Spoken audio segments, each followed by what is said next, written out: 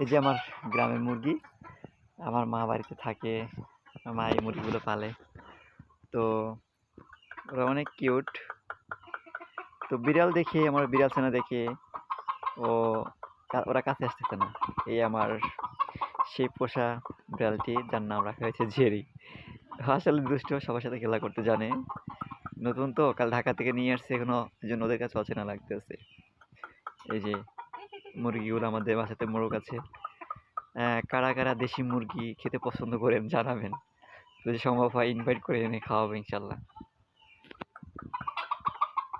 এই যে আমাদের দুইটা খোপ মুরগির, হাঁস মুরগির। এই একটা, এখানে মুরগি থাকে, হাঁস মুরগি, এটা একটা খোপ। আর আমাদের এখানে আর একটা খোপ আছে, এটা হচ্ছে আমাদের দোতলা খোপ। হাঁস মুরগির ঘর যেটাকে বলা হয়, দোতলা ঘর। উপরে থেকে চীনের হাঁস, এখন হয়তো মা এখন খুলিনি, চীনা হাঁস বের করিনি।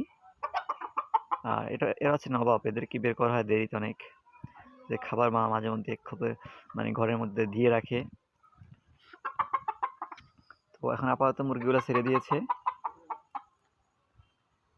তো মুরগি অনেকে পছন্দ থাকে, যে গ্রামে মুরগি অনেকে, শহরের মানুষ খেতে পারে না।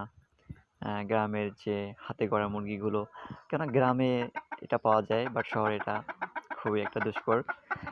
শহরে পেয়ে থাকে মানুষ পোলট্রি মুরগা, যেটা খেলে ক্ষতিকর।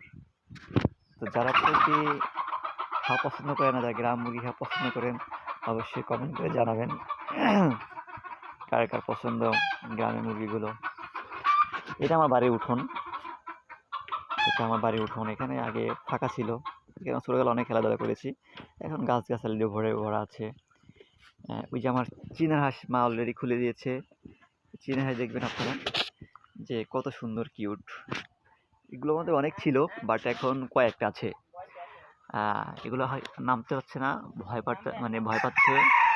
এই যে চীনা হাঁস দেখছেন, এগুলো মাশাআল্লাহ ভালো ডিম পাড়ে এবং খুবই সভ্যশান্ত, অন্য হাঁসের মতো না, মারামারি করে না। এগুলো খুব মিশুক, প্রাকৃতিক বলা যায়। যে আমার যে বাড়িতে আমার হাঁস মুরগি আছে, বিড়াল ছানা যা আছে না কেন, সবাই ভালো। তা আসলে ওদের দেখলে মনটা এমনি ভালো লাগে।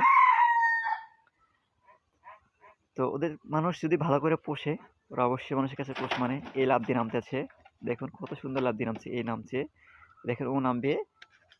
আমাদের অনেক হাঁস ছিল, বাট এখন নেই। মাত্র 3টা বাচ্চা আছে, মাত্র 3টা বাচ্চা আছে।